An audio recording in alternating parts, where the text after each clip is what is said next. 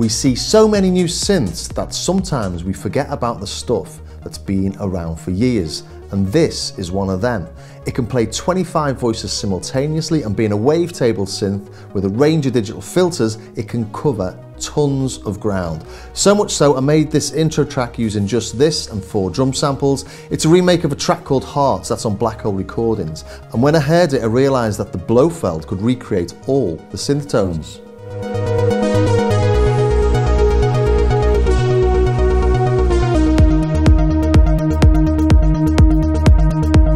And it does it exceptionally well.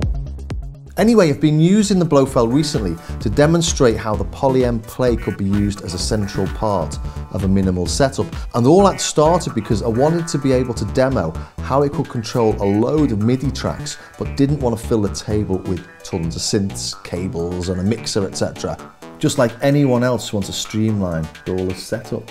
And what do I mean by that? Well, that Poly-M Play track you're listening to uses this on 6 MIDI tracks. It's got a bass, a pad, an arpeggio, a little reso shot, it's got an atmospheric build, and it's got a little synth stab as well. So if I wasn't using the Blofeld, I would need at least 6 other bits of kit to do the bass, to do the pads, to do the arpeggio. You get the idea, and that's a bit of a cabling nightmare. I'd need at least another mixer or another audio interface to record stuff. It looks a bit messy, but it's just the cabling is a nightmare.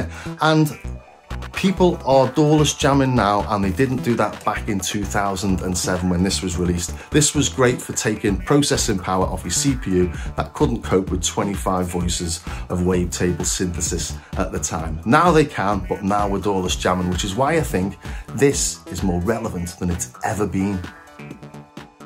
So here it is. It's being controlled by the Arturia Keystep 37 at the minute, and oh, you can hear there we've got aftertouch. It's got poly aftertouch actually. If you've got a poly aftertouch keyboard, it'll work with that. And I've just set this up to use the cutoff actually, because when I was making that track, it was really handy to have it.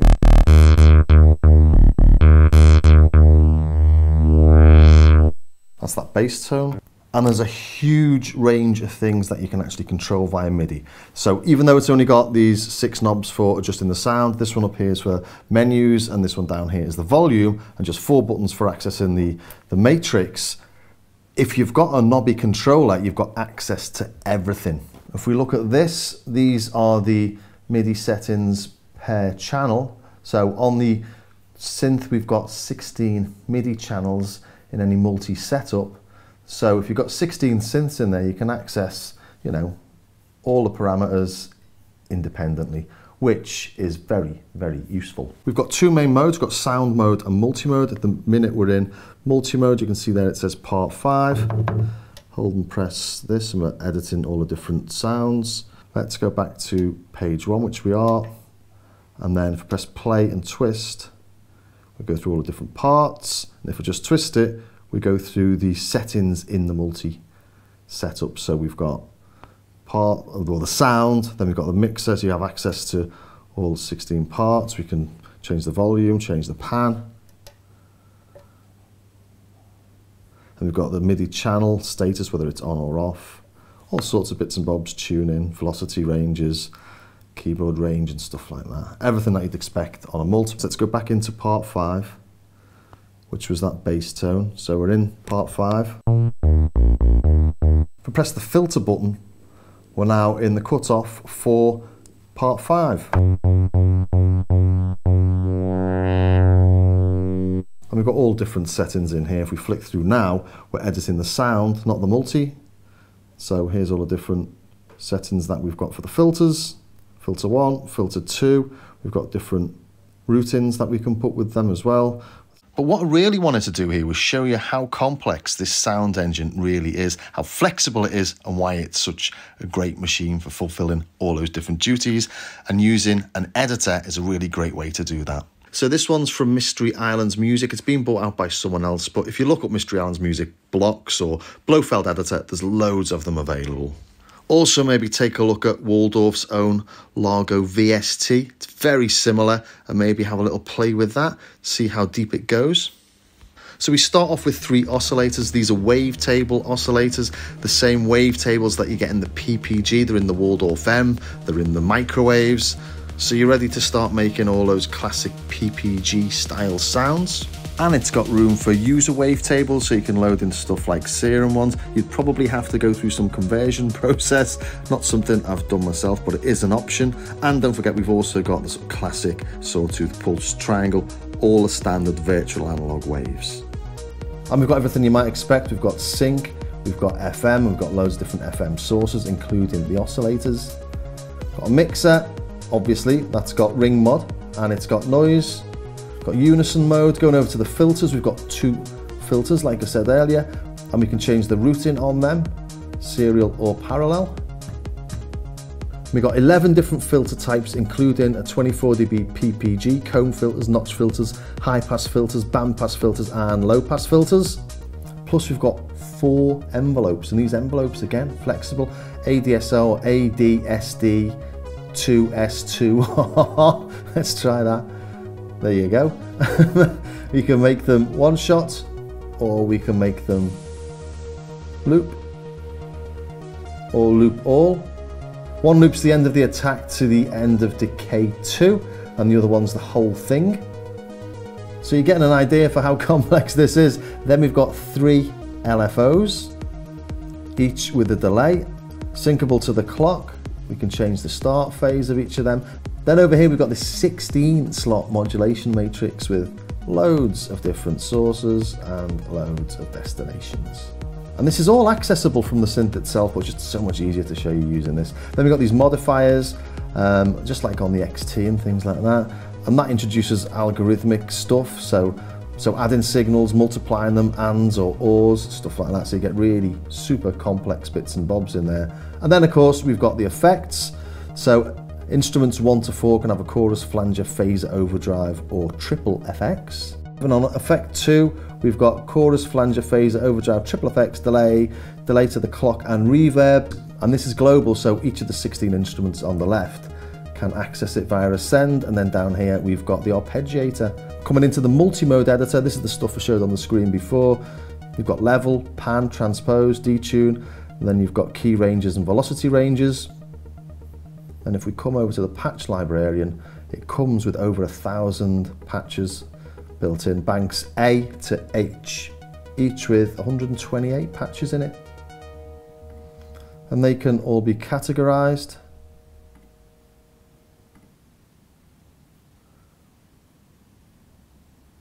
So here's all our basses. Let's look through the basses on this.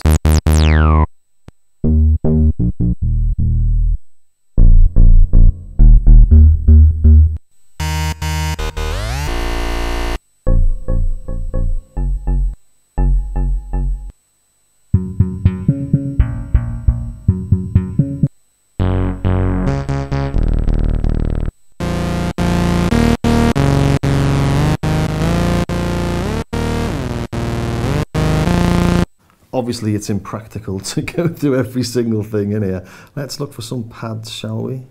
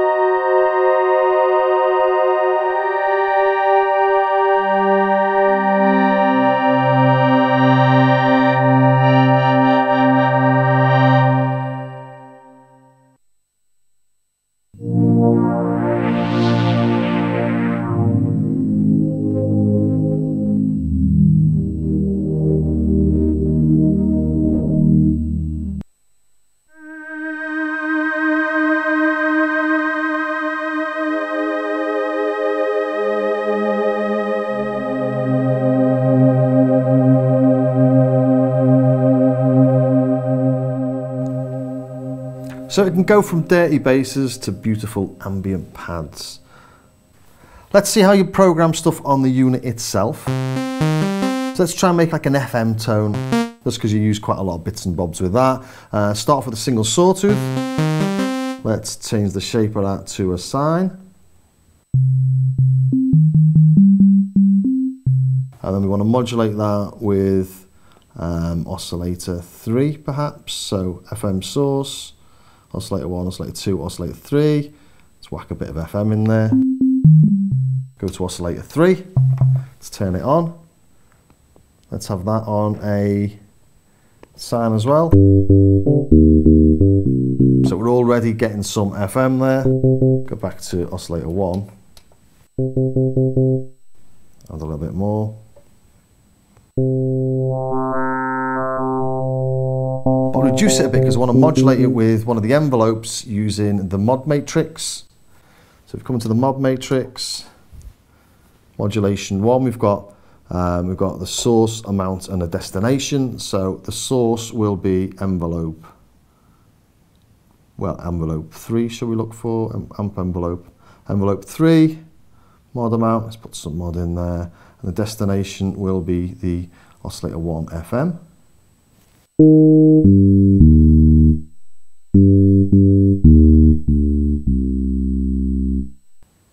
And turn up a bit more.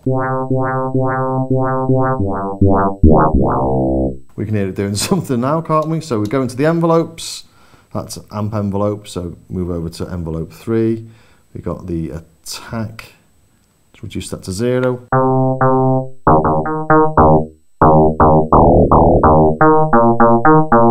Let's put the sustain on 0. Decay.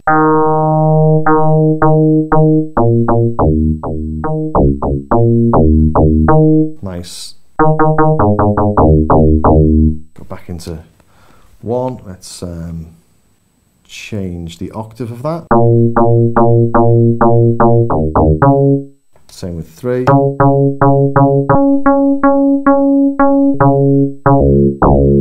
Change the FM amount.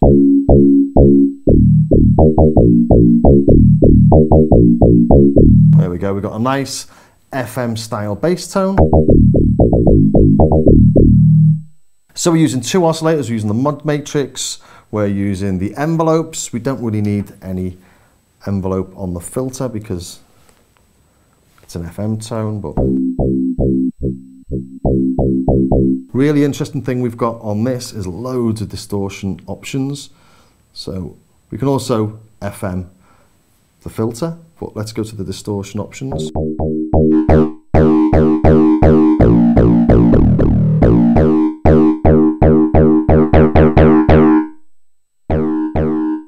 Where's the one I really like here is pickup was cool.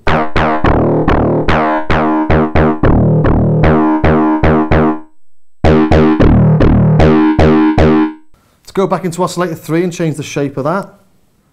Let's put it onto a pulse. Let's change the pulse width of that.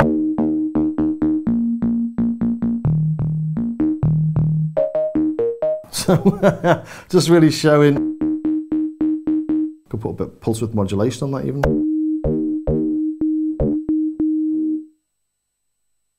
Pulse width modulation is LFO3. Let's put it onto LFO1.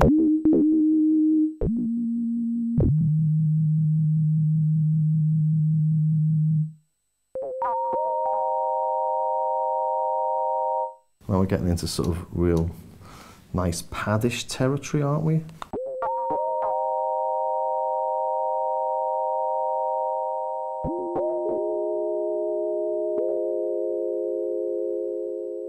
So without trying to recreate every sort of tone possible, I hope that gave you a really good sort of overview of what the Blofeld is, what it can do. You know, you've got 22 voices in there. In that intro track, I was playing 12 at any one time.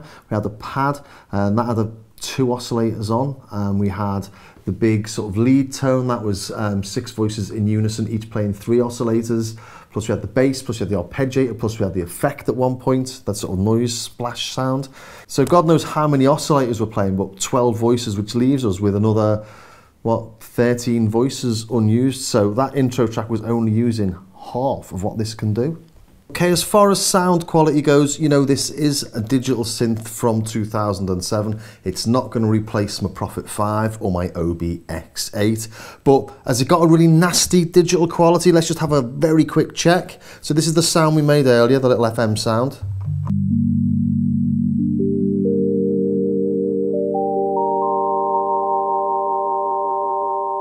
We can see we've got those two little spikes there at about 8 and sort of 18 kilohertz, and I don't know what they're for. I mean, I should have started off with an initial patch really, but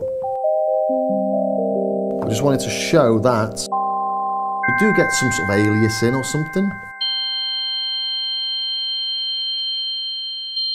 You can sort of hear something in there, can you? I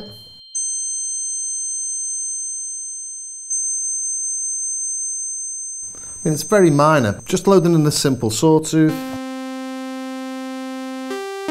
It's nice and bright, isn't it? But let's turn that into a sine, just to check out that aliasing. So looking at it with a simple sine, those two little high-pitched things are still in there. I wonder if that's a USB thing. Take the USB out.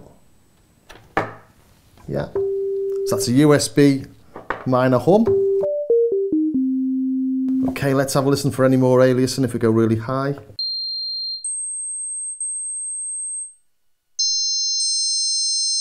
That looks pretty clean, doesn't it?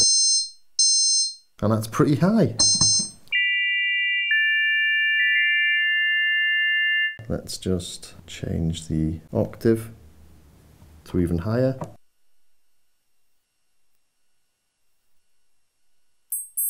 So maybe the bats can hear something, but that sounds pretty clean to me. Let's go really low.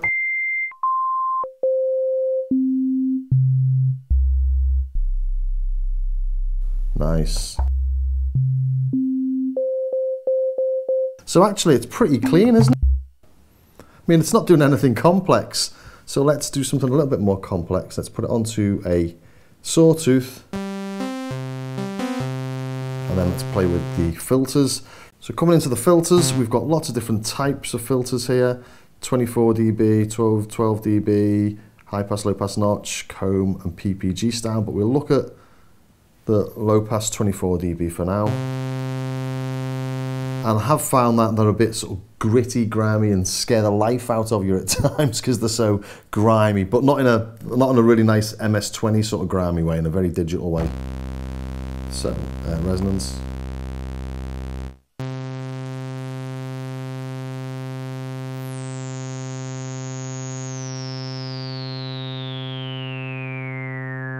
So it's quite nice there.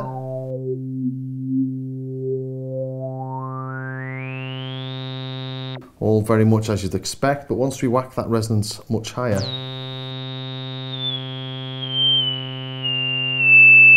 stuff like that, youch. So it does sort of oddly mental things when it sort of goes into sort of almost like resonating on the self oscillation.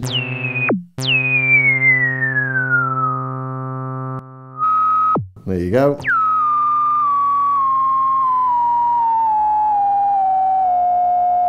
Let's just pull that down so we can see what's happening a bit better.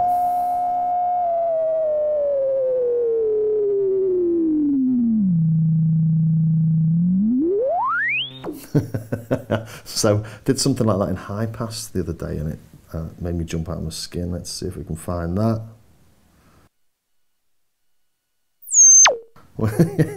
Almost there already.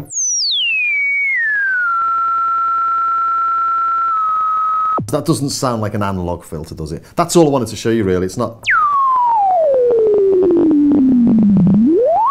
It's got its own charm, but it's not going to be a replacement for a really expensive analog synth. It is a 2007 digital synth. It sounds like a 2007 digital synth, but those characteristics only come out when you're doing something really quite mental. Because let's say, for example, let's do a moog style 3 oscillator separated by an octave type of thing. So back to the cutoff, bring it down. Now let's put it back onto a low pass.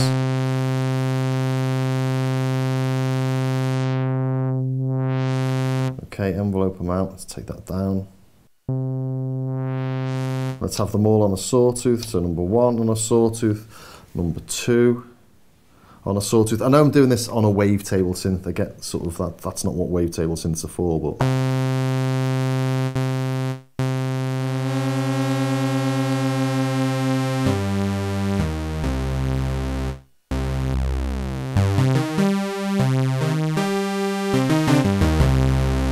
number 3, put that on a sawtooth as well. That up with low end maybe. Turn it up.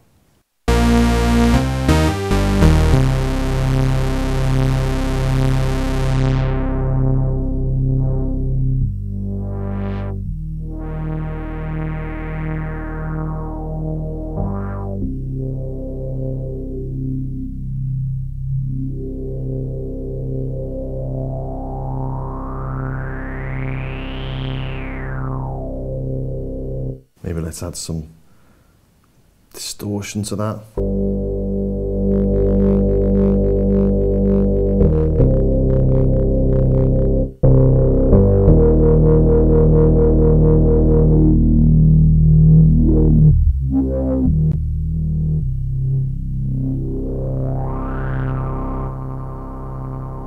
The reason I'm building it with that tone is because it's the sort of thing we know what we're going to get, or we think we know what we're going to get. Let's turn that into a pad.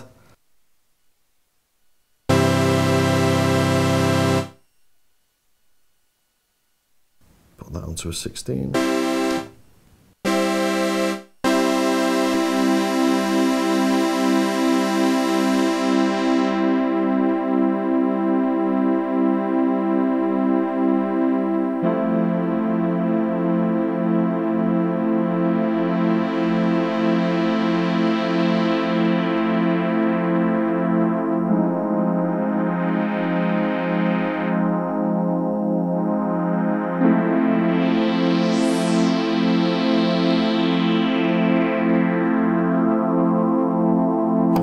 Put that on a notch. I like a notch.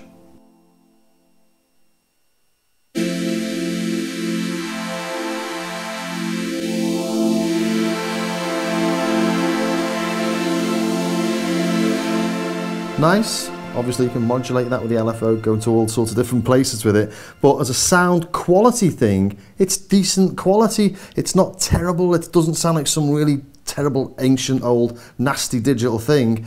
It sounds pretty good when you're keeping it within those sort of limits.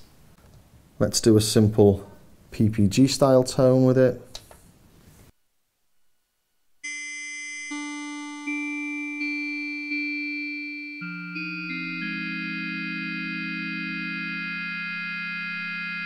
Let's put it onto the PPG filter.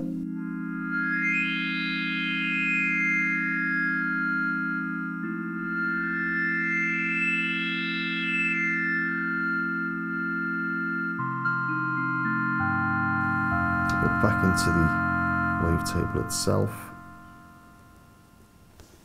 Pulse width is where you are in the wavetable.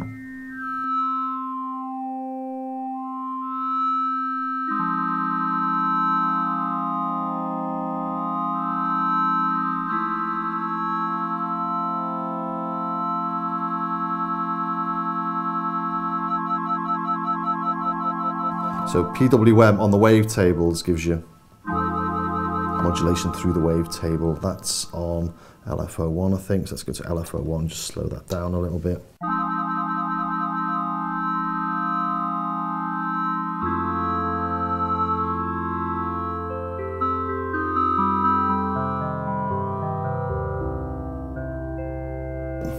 So hopefully, yeah, it gives you an overall understanding of the quality of the tone.